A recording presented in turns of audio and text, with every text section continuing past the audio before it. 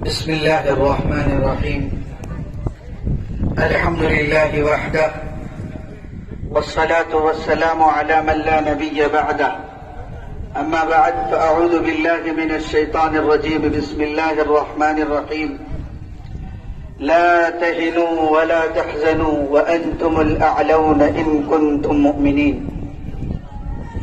اس بزم جنوں کے دیوانے ہر راہ سے پہنچے یزدہ تک، ہے عام ہمارے افسانے دیوار چمن سے زندہ تک.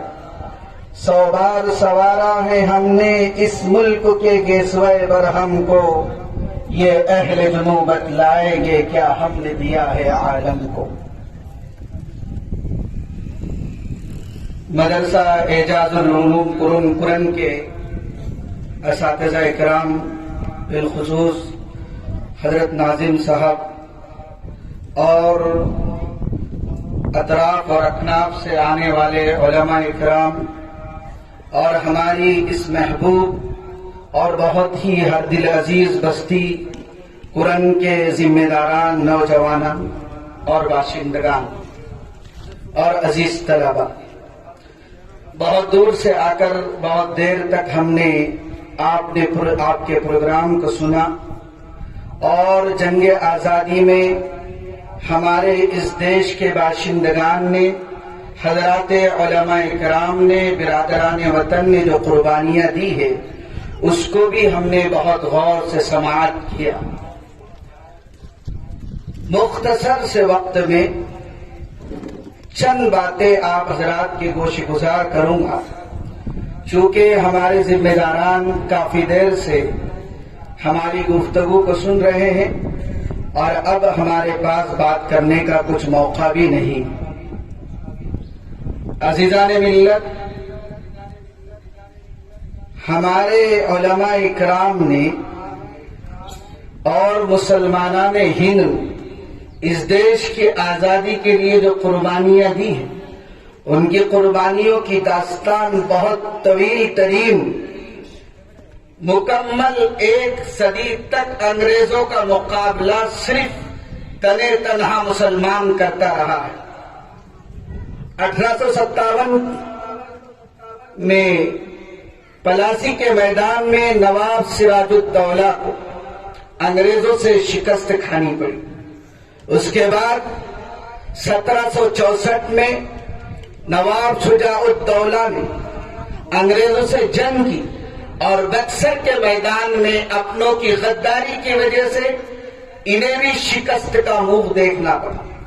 پھر 1799 میں اس دیش کے بہت عظیم لیڈر اور عظیم قائد سلطان ٹیپو رحمت اللہ علیہ نے علم بغاوت بلند کیا اور علم جہاد بلند کیا، اور وہ بھی اپنوں کی غداری کی وجہ سے ان کو بھی جام شہادت نوش کرنا پڑا. اس کے بعد مدارس کے علماء اکرام، خانقاہوں کے بزرگان دین نے علم بغاوت بلند کیا حضرت شاہ محدث عبدالعزیز رحمت اللہ علیہ کے فتوے کے اوپر، اور پورے ملک میں جگہ جگہ انگریزوں کے خلاف جہاد ہونے لگا. لیکن ہر جگہ ہم جو ہے تو اپنی ایک منظم طاقت نہ ہونے کی وجہ سے، اتفاق اور اتحاد کے نہ ہونے کی وجہ سے بہت سے میدانوں میں ہمیں شکست کا منہ دیکھنا پڑا. بالآخر 1857 میں علماء دیوبند نے شاملی کے میدان میں جہاد کیا، جس کی قیادت بہادر شاہ ظفر کے ہاتھ میں تھی. لیکن کیا کہیے کہ یہ میدان بھی ہمارے ہاتھ میں نہیں رہا اور یہاں بھی شکست کا سامنا کرنا پڑا. یہ پوری 1 صدی ہے جس میں مسلمانوں نے انگریزوں کا مقابلہ کیا ہے، اور 1857 کے بعد پھر 1947 تک یہ جو 90 سال کا عرصہ ہے، اس میں ہمارے بزرگان دین نے، علماء اکرام نے دیگر اقوام کے ساتھ مل کر انگریزوں سے جنگ کی، اور یہ ملک ان کی قربانیوں کے نتیجے میں آزاد ہوا. لیکن آزاد ہونے کے بعد کیا ہوا؟ حالات ہمارے سامنے ہیں. لیکن مسلمان کبھی بھی حالات سے نہیں گھبراتا. قرآن مجید نے اعلان کیا ہے لا تہنوا ولا تحزنوا وانتم الاعلون ان کنتم مؤمنین. یہ چاہتے ہیں کہ موب لنچنگ کر کے ہمارے حوصلوں کو توڑ دیا جائے. یہ چاہتے ہیں کہ مساجد پر حملہ کر کے اور مدارس پر حملہ کر کے ہمارے حوصلوں کو ختم کیا جائے. لیکن شاید ان کو معلوم نہیں ہے کہ یہ وہ قوم ہے کہ انہوں نے جنگ احد میں کس طرح دشمنوں کا مقابلہ کیا تھا اور حالات کیسے تھے.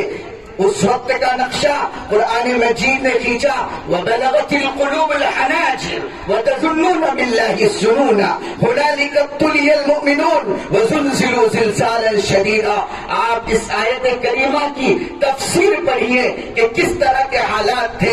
لیکن مسلمانوں نے کبھی بھی اپنے آپ کو حالات کے سامنے جو ہے تو اپنے حالات کے سامنے سر تسلیم خم انہوں نے نہیں کیے. تو کیا ہم ان حالات سے گھبرا جائیں گے؟ بالکل نہیں. اے لا الہ کے وارث باقی نہیں ہے تجھ میں وہ گفتار دل برانا وہ کردار قاہرانہ. تیری نگاہ سے دل سینوں میں کانپتے تھے کھویا گیا وہ تیرا جذبے قلندرانہ. اس لیے آج ہمیں وہ جذبے قلندرانہ اور کردار قاہرانہ پیدا کرنے کی ضرورت ہے. اور یہ چیز ہمیں کہاں سے ملے گی؟ اس کا چشمہ ہے مدارس عربیہ اسلامیہ. اس کا سر چشمہ ہے ہماری خانقاہی نظام اور اس کا سر چشمہ ہے مکاتب قرآنیہ. اس لیے ہم ہمارے اس بستی کے نوجوانوں کو یہاں کے بزرگوں کو اور یہاں کے تمامی باشندگان کو بہت مبارکباد دیتے ہیں کہ ان کے اپنے یہاں ایک عظیم قربانی ادارہ ہے اور اس ادارے کے ماتحتی میں الحمدللہ دیہات اور قریہ انہوں نے مکاتب قائم کیا ہے. یہ مکاتب جو ہے تو اس وقت جو ہے تو دین کی بہت عظیم خدمات انجام دے رہے ہیں. مولانا علی نے آج سے بہت پہلے کہا تھا پانی نہ ملا زمزم ملت سے جو اس کو پودا ہے نئی پود میں الحاد کی انداز. آج بھی اگر ہمارے ان بچوں کو زمزم ملت سے پانی نہیں ملا قرآن مجید کی تعلیمات اور احادیث کی تعلیمات ان کے سامنے نہیں رہی تو حالات بہت دیگرگو ہوں گے. اس لیے ہم اس بستی کے باشندگان سے حضرات علماء اکرام سے یہ التماس کرتے ہیں درخواست کرتے ہیں کہ مکاتب پر بہت سخت توجہ دینے کی ضرورت ہے. بس اسی پر اپنی بات کو ختم کرتا ہوں. وآخر دعوانا ان الحمدللہ رب العالمین.